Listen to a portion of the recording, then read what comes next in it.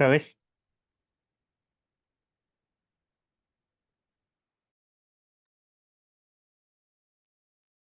बात कर सकते हैं कि हमें किसी के ऊपर ट्रस्ट नहीं करना चाहिए। So यहाँ और पे भी like the example of like social media जो एक आंचल ने भी term mention किया deep fakes, we can't actually trust कि जो online content चल रहा है whether we can trust on that or not. And apart from this यहाँ पे हम बात करते हैं लोन फ्रॉड्स की, आप एप्स के ऊपर कैसे ट्रस्ट करोगे, कौन सी सर्विसेज के ऊपर आप ट्रस्ट करोगे कि वेदर दिस इज ऑथेंटिक और नॉट, क्योंकि उसको डिस्टिंक्ट करना is a very difficult task given the advancement of the technologies. And apart from this, again if you are running behind making huge amount of returns, जब हम बात करते हैं investments in the crypto currencies also, तो वहां पे भी एक तरीके से मिसट्रस्ट ही है क्योंकि it is unregulated. You are just investing because you want to make huge amount of profits in a short time period, but वहां पे भी mistrust exist करता है because volatility बहुत ज्यादा है. And again cyber frauds, हम्म मतलब इट इज नॉट इम्पॉर्टेंट कि अगर आप किसी लिंक पे क्लिक करोगे तभी साइबर फ्रॉड हो सकता है. If you are not doing anything even then basically आपके साथ फ्रॉड हो हम्म सकता है डिजिटल. अब इसमें मैं 3 to 4 एग्जांपल और लूंगा, बस डायमेंशन निकालने के लिए। फर्स्ट इज जो climate finance, develop countries developing countries बीच में मिसट्रस्ट कि कौन सबसे पहले इनिशिएटिव लेगा, डेवलप कंट्रीज पूरा कर पाएगा या पहले डेवलपिंग कंट्रीज करेगा। दूसरा यूएनएससी के अंदर में mistrust, US Russia, Russia Ukraine, Israel Palestine etcetera एक दूसरे को हेट करना। और दूसरा तीसरा एग्जांपल है कि इंडिया में डिवीजन सोसाइटी के अंदर में, फिर caste religion, upper caste lower class mistrust. चौथा हो सकता है कि परिवार के अंदर में जो है सोसाइटी आपको मिसट्रस्ट होता है इसमें। तो इसी के 3 to 4 एरियाज में आप सोच सकते हैं apart from your cyber field या मिस इन्फॉर्मेशन इसमें डिस आप उसे इन्फॉर्मेशन। कह सकते हो कि मतलब एनवायरनमेंट के लिए पूरा मिसट्रस्ट है, टेररिज्म के लिए पूरा मिसट्रस्ट है, ड्यूअल स्टैंडर्ड टेररिज्म के ऊपर। यूएनएससी का आपने बात की, डब्ल्यूटीओ का एग्जांपल ले लो, मिसट्रस्ट है, अपील बॉडी ट्रिब्यूनल फंक्शन काम नहीं कर पाता। डब्ल्यूएचओ के अंदर मिसट्रस्ट है, चाइना और यूएस का आप एग्जांपल ले सकते हो। यस। तो इसमें का FTA with Britain, you with a gap juncture, APEC. APEC है क्या? तो एफटर वही दूसरा है, I think economic Asian Pacific, APEC है वो, ECPC दूसरा। हाँ, ये apparel not export promote not council. Important ज़्यादा। तो रेट और इन्विट डिस्कस करते हैं कि रियल एस्टेट इन्वेस्टमेंट ट्रस्ट और इंफ्रास्ट्रक्चर इन्वेस्टमेंट ट्रस्ट दोनों। फर्स्ट है कि रियल एस्टेट में इन्वेस्टमेंट होगा mutual fund for real estate, society हो गया, बिल्डिंग्स हो गया एक्सेट्रा। इंफ्रास्ट्रक्चर में मतलब रियल म्यूचुअल फंड एक तरह से लेमेंस टर्म में for the infrastructure, bridge, roads, railways, freight corridor, Bharat Mala etcetera. तो इसके तो इससे एक हेल्प होता है कि इंफ्रास्ट्रक्चर में बॉन्ड क्रिएट किया जाता है, आप उसको आप डाल सकते हो, इन्वेस्ट कर सकते हो अलग से। आप आउट ऑफ पब्लिक जो पब्लिक एक्सपेंडिचर है उसके अलावा भी आप यूज कर सकते हो, इसके लिए इंपॉर्टेंट है return invest. Mansi. Right Aushik. But यहाँ पे एक जो कंसर्न हमें स्पेसिफिकली देखने को मिलता है वो एसेट लाइबिलिटी मिसमैनेज के कॉन्टेक्स्ट में. यहाँ पे तो नहीं, या तो इन्वेस्टमेंट के पर्सपेक्टिव से होगा, बट आगे जो ये फंड है ये पैसा कहाँ इन्वेस्ट करेंगे उस केस में ये कंसर्न रहता है एसेट लाइबिलिटी मिसमैनेजमेंट. हम्म ये बोलो Mansi, dimension. Sculpture is all about tactical experience. It is to be felt. Tactile. मतलब yes, हाँ, tactile experience. It is to be felt. मतलब स्कल्पचर्स जो बनाए जाते हैं हम उसको, एक तो उसको लाइक जो फिजिकल फॉर्म है जो आपको सामने एक्चुअली दिख रहा है, बट उसको अगर आप और माइन्यूटली देखोगे तो यू कैन एक्चुअली फील कि वो किस चीज को बताने की कोशिश कर रहा है. सो उसके पीछे की एक पूरी हिस्ट्री होती है एक स्कल्पचर के पीछे. तो इट इज इम्पोर्टेंट कि we get to that point instead of just कि एक स्कल्पचर है एंड उसको हम इतना समझने की कोशिश नहीं करते, या that kind of mindset is not there. हाँ, इससे बोल सकते हैं कि स्कल्पचर जो है वो सिर्फ और सिर्फ नॉन लिविंग थिंग नहीं है, वो एक तरह से एक्सप्रेशन दिखाता है। फॉर एग्जाम्पल हड़प्पन का ब्रॉन्ज, जो लॉस्ट वॉच टेक्निक में जो डांसिंग गर्ल का स्ट्रक्चर है वो दिखाता है, वो दर्शाता है पीछे पीछे का पूरा इतिहास हिस्ट्री, उस समय लोग कैसे रहते थे वो दर्शाता है। प्रीस्ट किंग का हो गया, या फिर इंडिया में देखा जाए तो नटराज का हो गया, या फिर आज का देखा जाए तो स्कल्पचर वल्लभ भाई पटेल को देख के जो फील होता है, एक्सपीरियंस है वो एक तरह से, इट टू बी फेल्ट। ऐसा होना चाहिए स्कल्पचर कि उसके बीच में इतिहास, हिस्ट्री और लाइवली फीलिंग होता है। वो सिर्फ और सिर्फ एक स्टोन और सैंड का कॉम्बिनेशन, वो I think it is same. Pravesh, if you want to add. नहीं ठीक है, आपने कर दिया।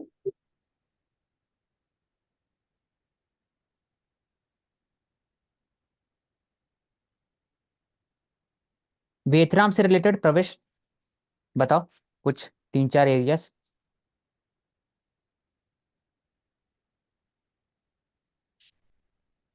वियतनाम। मानसी।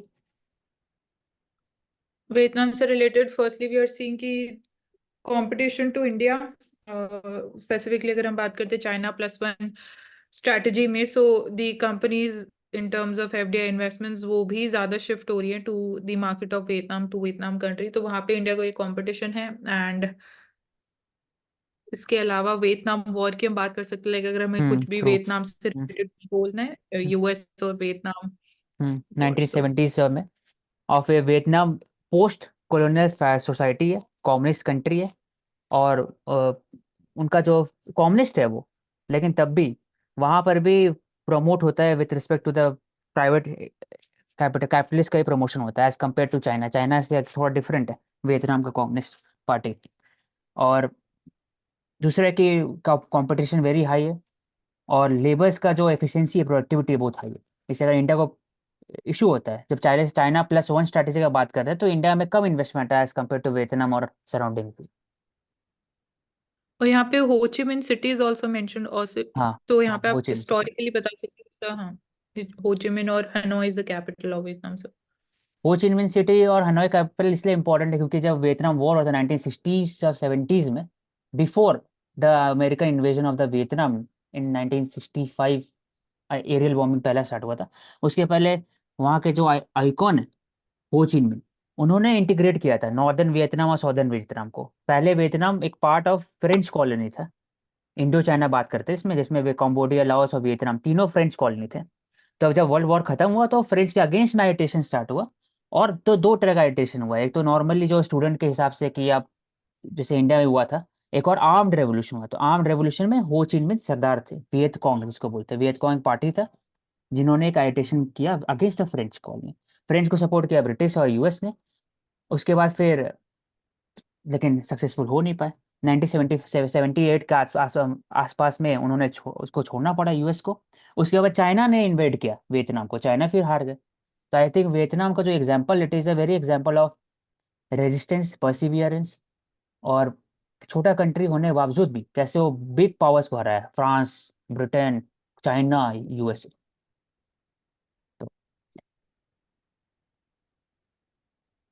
तो यूथेनेशिया, इससे रिलेटेड प्रवेश, एक आया था ना कि यूथेनेशिया पैसिव और एक्टिव दोनों में क्या फर्क होता है ऐसे। इससे रिलेटेड बताओ, मतलब मुझे समझना है, मतलब पैसिव यूथेनेशिया और दूसरा।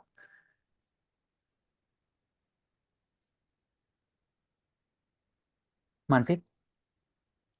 ओके, सो यूथनेशिया बेसिकली, इसका अगर हम मीनिंग की बात करें तो मतलब आप मरना चाहते हो, अब एक तरीके से यही है कि सुसाइड तो नहीं बोल सकते, बट आपकी जो पैसिव यूथनेशिया है, आपकी हेल्थ कंडीशन ऐसी है, लाइक मतलब कोई डिजीज की वजह से भी हो सकती है, मतलब आप ऑलमोस्ट आप इतना सफर कर रहे हो, तो इट इज बेटर आप उस कंडीशन में सरवाइव करो। यू डोंट नो कि आप when you are going to be back to normal, so it is better कि you want to peacefully die. So वो होता है passive euthanasia. So according to my knowledge, अभी तक इंडिया में passive euthanasia it is allowed, but जो active euthanasia की reasons के बीच में इसमें डिफरेंस है कि एक्टिव यूथनेशिया में सपोज कुछ ठीक से नहीं हो रहा है, बट आपकी health is all fine, but आप स्टिल मरना चाहते हो, so that is active euthanasia. वो बाहर कुछ कंट्रीज ऐसी है जहाँ पे active euthanasia is also legal.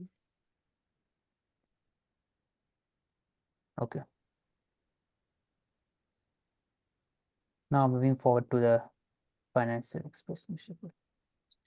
Kaushik, हाँ। ये अभी मानसी ने बताया ना, इससे थोड़ा सा डिफर होता है एक्टिव और पैसिव यूथनेशिया। हम्म, तो एक्टिव यूथनेशिया के अंदर क्या होता है ना कि दोनों ही है ना, मतलब ऐसा नहीं है जैसा मानसी ने कहा कि एक के अंदर मैं मरना, मेरी चाह ही खत्म हो गई जीने की तो मैं मर जाऊं। वो यूथनेशिया का मतलब ही नहीं है, उससे कुछ लेना देना। यूथनेशिया सिर्फ और सिर्फ पेशेंट से रिलेटेड होता है, एक्टिव भी और पैसिव भी। एक्टिव के अंदर क्या होता है ना कि आप एक जहर का इंजेक्शन पेशेंट के अंदर डाल दो, उसको बोलते हैं एक्टिव यूथनेशिया। इसको एग्रेसिव भी बोलते हैं। पैसिव क्या होता है कि आपको पता है कि पेशेंट जो है मतलब आर्टिफिशियल वेंटिलेटर्स के ऊपर है और आप उस वेंटिलेटर को हटा दो, वो हो गया पैसिव। तो एक्टिव के अंदर तो आपने अपनी मर्जी से कहा मुझे जहर का इंजेक्शन दो। पैसिव के अंदर क्या हो रहा है कि पता लग गया है कि आपके अंदर सांस नहीं बचे हैं, आपका वेंटिलेटर ही हटा कोई दिया। और करवाएगा इसी तरह से, मतलब फैमिली से परमिशन लेना पड़ेगा ना, तभी हो सकता है पैसिव वाले में। परमिशन तो दोनों में लेना पड़ेगा। दोनों में फैमिली से परमिशन लेंगे, तो एक्टिव में खुद से नहीं लेना पड़ेगा। हाँ। ठीक है, अच्छा था। नहीं, यहाँ पे डिसीजन मेकिंग में डिफरेंस है जो अभी प्रवेश ने बोला। मतलब पैसिव यूथनेशिया जो है, आपको it is a decision to withdraw licence, जो आंचल ने भी डाला है। So here treatment by the patient who is competent to take the decision also, as well as with regard to the patient who is not competent. तो active में the patient is competent to take that decision. So patient के ऊपर depend करता है। हाँ ठीक है। और इंडिया के अंदर यूथनेशिया अलाउड ही नहीं है, चाहे वो एक्टिव हो चाहे पैसिव हो। पैसिव इज नहीं, अलाउड। पैसिव अलाउड है प्रवेश, ये तो सुप्रीम कोर्ट का रूलिंग भी आया था 2018 में, 18-19 में। ठीक है। एक्टिव अलाउड नहीं है।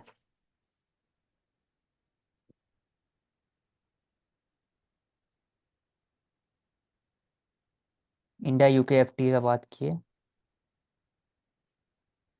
और democracy decide. Art has been eroded by market, Mansi, इसका पर्सपेक्टिव। मतलब आर्ट को आप एज अ कमोडिटी देख रहे हो for buying and selling. So that is basically यहाँ पे जो इरोजन की बात हो रही है, art has been eroded by the market forces. And जो उसकी सिग्निफिकेंस है या जो उसकी एक्चुअल इम्पोर्टेंस है, that has been eroded with time. So हम उसको लाइक एक्सपेंसिव पीसेस के पर्सपेक्टिव से तो देख सकते हैं, उसको लग्जरी हाँ। गुड के पर्सपेक्टिव से देखते हैं, तो मतलब वो गुड और कमोडिफिकेशन हो गया उसका। Yes, agree. सब ले लिया पॉइंट, कि एक्सपेंसिव गुड्स लग्जरी देखते हैं, लेकिन उसका जो एक इंट्रिंसिक जो बिहेवियर आर्ट का हो गया, या फिर जो कनेक्शन है आर्टिस्ट जो पोर्ट्रे करना चाह रहा है, उससे कोई वैल्यू देता नहीं। डायरेक्टली बोलते हैं कितना का है, $1.7 बिलियन, बॉय, हाँ। बस वही देखते हैं सब कुछ। अच्छा,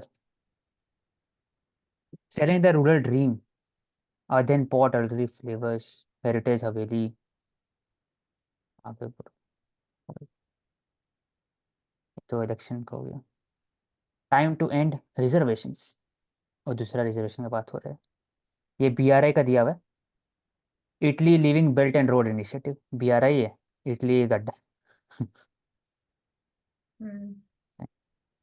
हाँ, ये हमने बात करी थी इटली लीव करने के बाद भी, जो हम्म यूरोप में हमें स्पेसिफिकली देखने को मिल रहा है कि रिसेशन हो सकता है। तो कंट्रीज के पास ऑप्शन यही है कि वो अपनी ग्रोथ को सस्टेन करने के लिए या इकोनॉमी को थोड़ा सेव करने के लिए अपनी चाइना के ऊपर ही उनको एक ऑप्शन दिखता है कि उसके उनके थ्रू ही ट्रेड करके और इकोनॉमिक ट्राई स्ट्रेंथन करके वो रिसेशन को डीले कर सकते हैं या अवॉइड कर सकते हैं।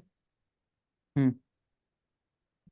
और दूसरा इसमें लिखा हुआ है कि oils well that ends well, oil better कौन सा है, seed oil good, canola corn corn seed, soya, sunflower safflower. Seed oil में होता है high poly unsaturated fatty acid, और we can use seed oil for self life cooking storage better when compare to olive and avocado.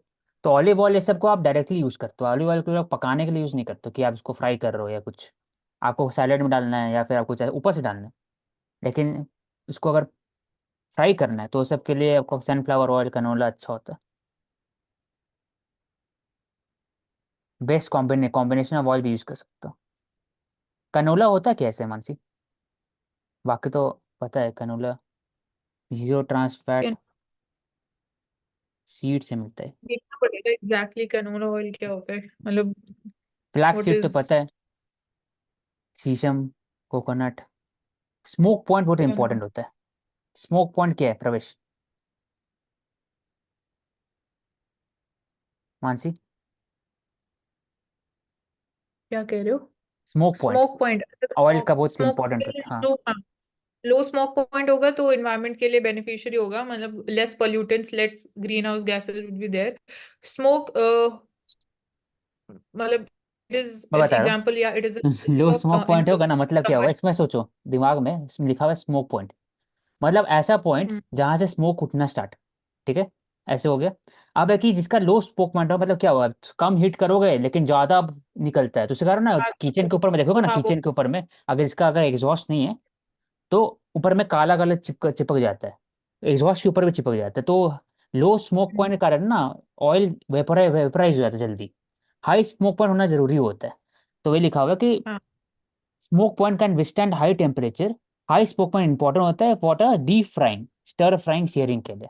और low smoke point use होता है simple, आप butter को लगाते हो ब्रेड के ऊपर में, या फिर उसको बस डालते हो, ऑलिव ऑयल का मीडियम स्मोक पॉइंट है, इसलिए उसको ड्रेसिंग के लिए यूज किया था rather देन फ्राइंग। फ्राइंग वही बोला ना, वो खराब हो जाएगा अगर फ्राइंग करोगे इसमें तो, ऑलिव ऑयल में, और टेस्ट भी अच्छा नहीं लगता है फ्राइंग के बाद, बेकार है उसका। तो डीप फ्राई के लिए जो लो हाई स्मोक पॉइंट इंडिया में अधिकतर दो होते हैं, घी होता है और बाकी भी एरियाज बटर हो गया, अच्छा होता है वो खाने में। तो जो कैनोला है वो मस्टर्ड फैमिली ऑफ प्लांट को ही बिलोंग करता है। तो मूफा, तो मूफा कंटेंट वर्ड हमेशा यूज करते हैं, मूफा। High मूफा content. हाँ, मोनो अनसैचुरेटेड फैटी एसिड मूफा बोलते हैं, और फूफा। ऐसा लगता है कि कनोला वाले है ना, हाँ। ये बेसिकली राइस बोलते हैं। हम्म, तो एलडीएल लिखा हुआ है इसमें, और एचडीएल होता है, एचडीएल हाई डेंसिटी लिपोप्रोफाइल्ड होता है, वो अच्छा होता है लिपोप्रोटीन, और एलडीएल होता है खराब, सो बोलते हैं, तो इसी का।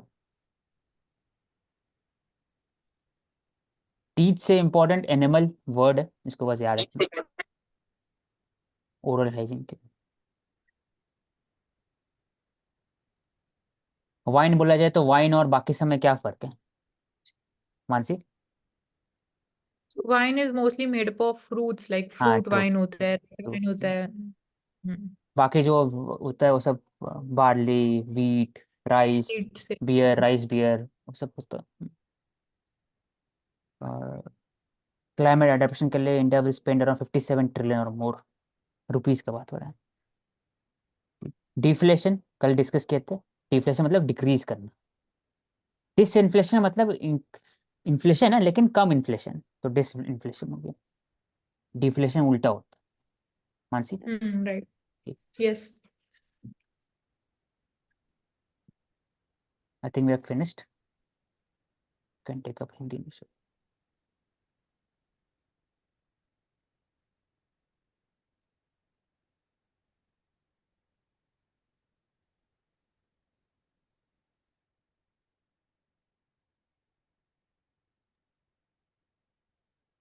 दिव्या भी नहीं है, ठीक है। प्रवेश या मानसी, तुम ही ले लेना इसमें से। ठीक है। जलवायु परिवर्तन अनुकूल पर खर्च किया जीडीपी का 5.6% इसी, तो इतना करना जरूरी होगा तभी जा करके आप जलवायु अभी परिवर्तन को। क्या हुआ? अभी ये ये तो करंटली कहा? डाटा है ये। करेंटली डाटा नहीं, 5.6% ऑफ जीडीपी, ये ले लेगा आईएएस के कई ठिकानों पर। छापे मारी है। हम्म।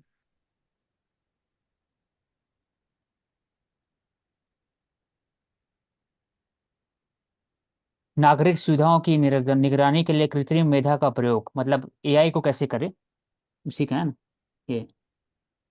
कृत्रिम डेटा नहीं, दिल्ली निगम में दूसरा चीज है। हाँ मतलब इसमें लिखा हुआ है कि फास्ट टैग का यूज करें, फास्टिंग, हाँ शैक्षणिक डिजिटल से। स्थानों पर ध्यान रखें, कृत्रिम बुद्धिमत्ता का प्रयोग, वही और एआई है, ज्यादा आर्टिफिशियल इंटेलिजेंस। ऊर्जा संयंत्रों की क्षमता का विस्तार हम्म, करें। हम्म। तो ये बताया जा रहा है इसमें।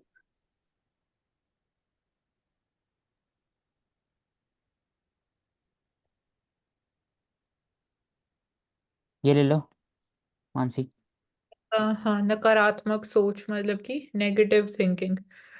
सो आरक्षण अब तमाशा बन गया है। सो ये रिजर्वेशन के अराउंड पूरा है कि नेगेटिव सोच ये कम्युनिटीज में ये कि हमें आरक्षण मिल जाए, हमें रिजर्वेशन मिल जाए तो चीजें हमारे लिए इजी हो जाएंगी।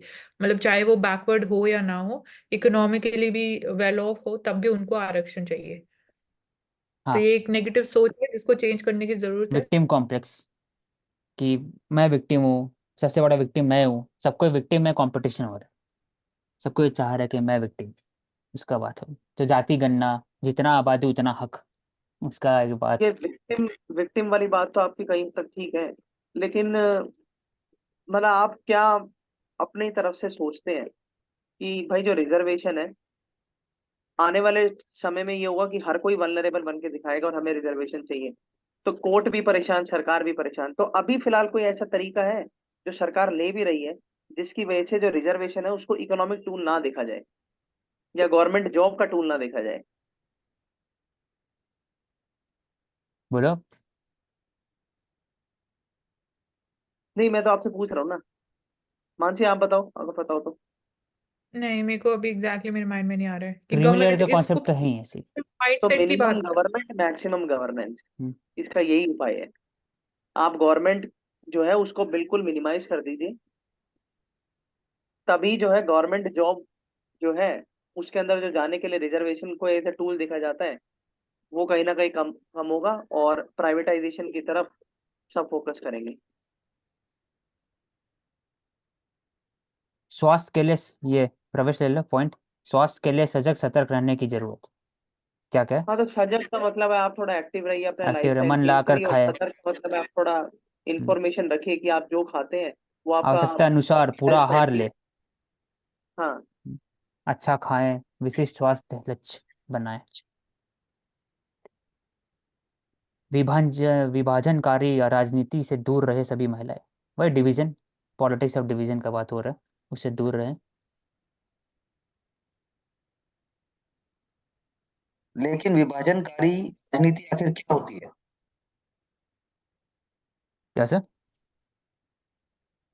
विभाजनकारी राजनीति, how you will interpret it, अगर ये एथिक्स में आता है तो? सब politics of division in on the basis of caste, ethnic, language etcetera, मतलब फिर जेंडर। उसमें जो अ, बात होता है कि मोर रिजर्वेशन फॉर द कम्युनिटी, या फिर डिफरेंसेस को ज़्यादा से ज़्यादा डिवाइसिव करना, नॉर्थ साउथ डिवाइड।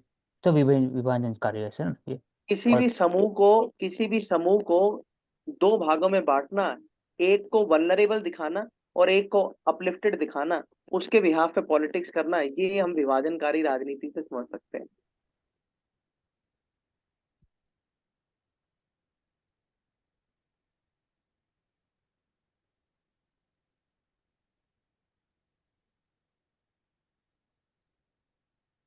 तेलंगाना के बीजेपी एमएलएज ने अस्थाई जो स्पीकर हैं उनसे नहीं ली शपथ, है ना? भाजपा विधायकों ने नहीं ली अस्थाई अध्यक्ष से शपथ। सो प्रोटेम प्रवेश व्हाट? प्रोटेम स्पीकर की बात हो रहा है। हाँ, प्रोटेम स्पीकर, अस्थाई अध्यक्ष। Yes.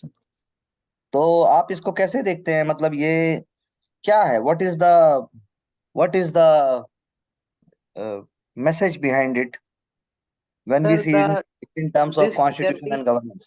this clearly shows the disrespect to the chair of the speaker, which is the a very important insignia as far as the Correct. parliamentary democracy is concerned. Very तो good. parliamentary privileges के जो section है under 105, when you are not abiding by the decision of the speaker, that should be those provisions should be used, and those MPs and the MLAs who are not taking the oath in the front of speaker pro tem, they should be temporarily disqualified. So that is not to be appreciated, ये जो यहाँ पर है। Exactly, sir. और अगर आप लोगों से कहा जाए कि भ्रष्ट कर्मचारियों की तख्ती लगाकर पूरे जो पब्लिक में उनका फोटो या उनका नाम टांगा जाना चाहिए, ये एथिक्स के कॉन्टेक्स्ट में ये क्या व्यू है? और क्यों ऐसा होना चाहिए, क्यों ऐसा नहीं होना चाहिए? What do you see? जिन जो भ्रष्ट अधिकारी हैं उनका नाम सार्वजनिक स्थलों पर टाल दें, ये क्या है? मतलब इस पॉलिटिकल स्टेटमेंट से क्या निकल गया?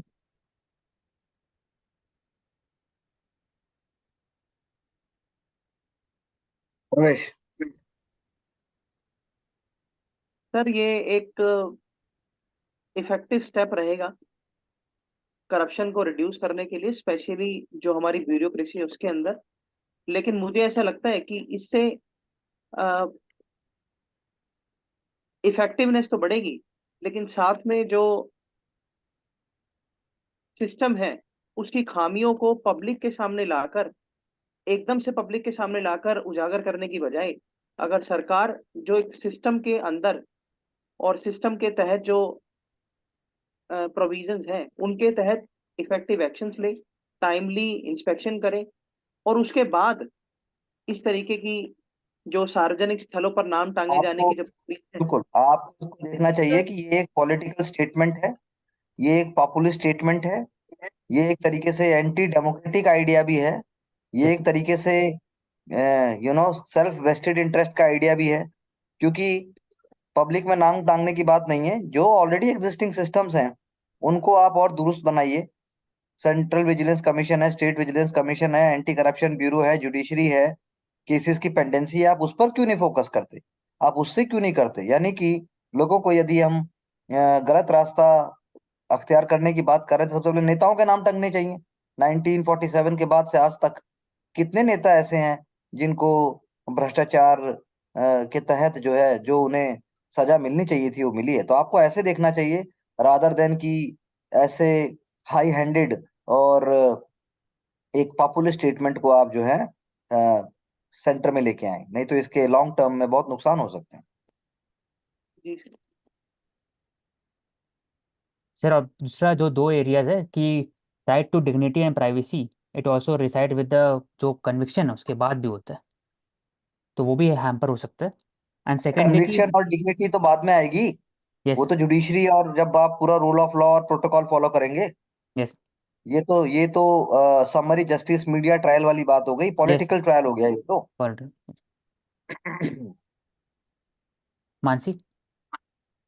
सर मैं यहाँ पे ये बोल रही थी कि मतलब इसी जो अभी हम टॉपिक डिस्कस कर रहे थे कि like we have in the case of कि जो criminal cases pending against the contesting candidates है उसको भी न्यूज़पेपर में पब्लिश किया जाता है और वो वेबसाइट्स पे भी अवेलेबल रहती है इन्फॉर्मेशन। तो इस इन्फॉर्मेशन को हम क्यों नहीं फिर पब्लिश कर सकते हैं, या मतलब जो बोला जा रहा है कि नहीं पब्लिक के आप लिए कब नहीं आप डिस्प्ले। कब करते हैं, बात ये है ना, आप कब करते हैं, करिए आप, लेकिन लेकिन आप किसको भ्रष्ट, आप जो भ्रष्ट जिसको आप साबित कर रहे हैं उन पर अगर यदि आरोप साबित हो गया है और वो अगर ऑलरेडी उनको सजा मिल रही है तो फिर पब्लिक में टांगने का तो मतलब ही नहीं बनता कोई। हाँ जी सर। जैसे कि इसमें आप लोगों को सोचना चाहिए, आप लोगों को खुद लेके आना चाहिए, जबकि नहीं लेके आते आप। आम आदमी पार्टी ने जैसे दिल्ली में कहा था कि हम तो करप्शन बिल्कुल जीरो कर देंगे, हम तो करप्ट ही नहीं है और ना करप्शन होगा। पंजाब गवर्नमेंट ने भी एक करप्शन हॉटलाइन शुरू की। तो क्या आपको लगता है कि वाकई ये ही है रोबस्ट सिस्टम बनाने के तरीके? तो वेस्टर्न वर्ल्ड और डेवलप वर्ल्ड ने क्यों नहीं ऐसा किया? वो तो हमसे कम करप्ट हैं। आप हमेशा कोई भी आइडिया देने से पहले सोचिए कि क्या western world, US, UK, Japan, Australia, Canada, Scandinavian countries, क्या वो ऐसे करते हैं? कौन सी है ग्लोबली एस्टेब्लिश प्रैक्टिसेस, उनकी बात कीजिए ना। आप आईएसआईएस स्टाइल में चीजें नहीं कर सकते तो अच्छी बात है, हमें सेंसिटाइजेशन करना है, लेकिन हमें अकॉर्डिंग टू एग्जामिनेशन जो कॉन्स्टिट्यूशनल और जो जो with in rule of law वाली एलिमेंट है वो लिखने हैं। वरना फिर ये आइडियाज तो ऐसे बहुत सारे नोवल नोवल आइडियाज हैं। वीडियो बनाकर वायरल करना ठीक है, लेकिन उससे क्या जस्टिस मिलता है?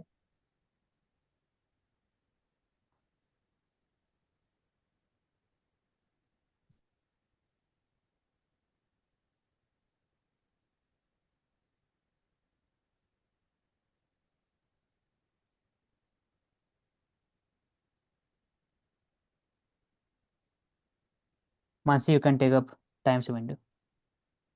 Okay, give me the screen sharing rights, Ashik. Yes.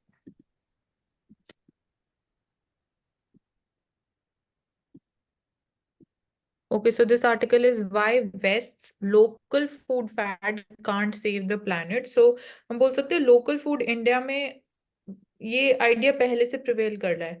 So we have been promoting this thing again जब हम लाइफस्टाइल इनिशिएटिव की बात करते हैं, lifestyle for the environment, going vocal for local. पर यहाँ पे स्वामीनॉमिक्स की हम बात कर सकते हैं. Swaminathan this in the context of the author है. सो एक ये आइडिया हम ले सकते हैं. And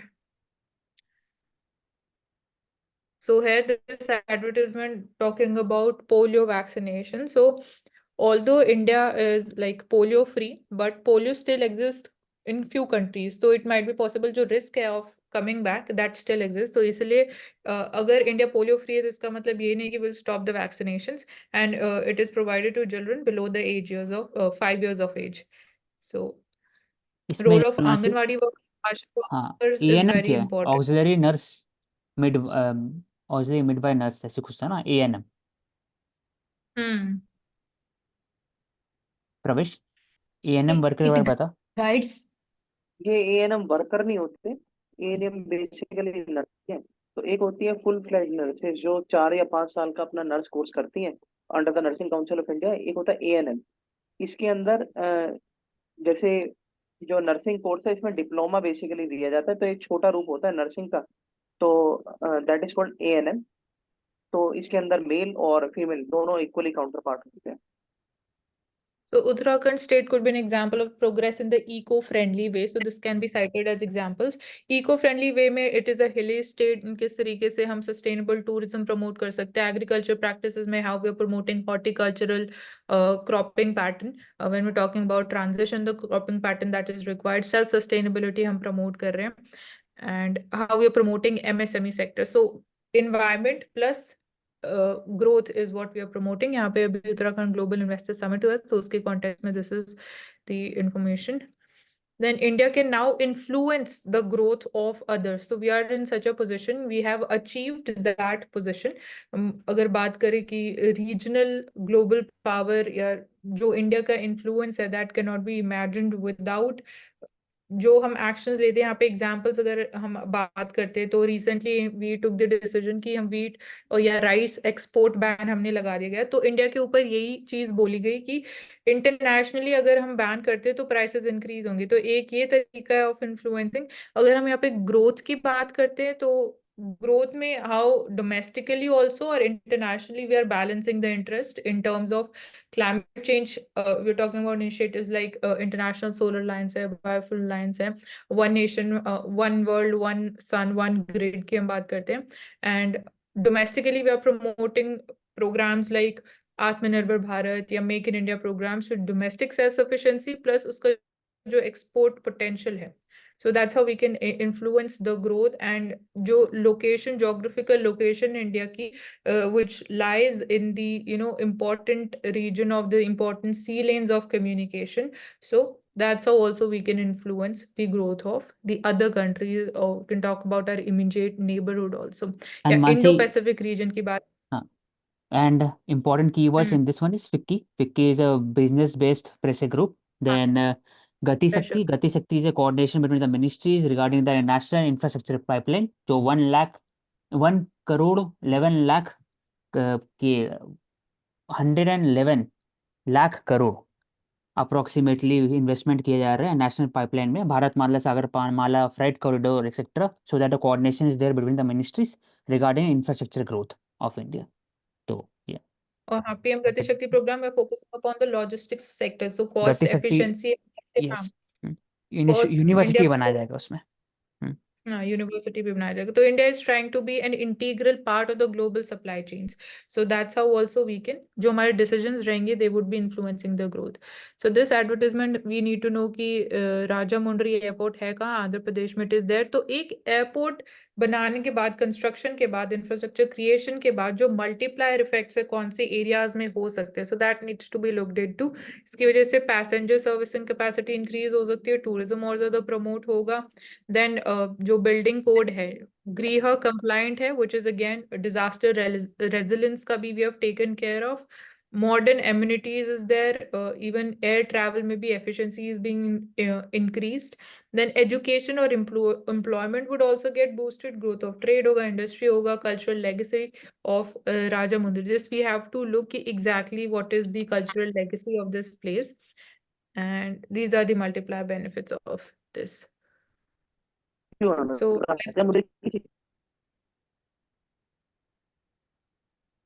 Pravesh, your voice was breaking. Can you repeat?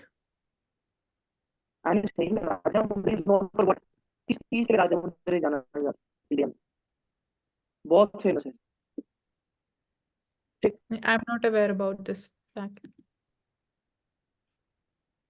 तो राजामुंद्री बेसिकली एक ऐसी लोकेशन है जहाँ पर जो सतलज गंगा आ जाती है, गोदावरी नदी, उसका लार्जेस्ट डेल्टा राजामुंद्री.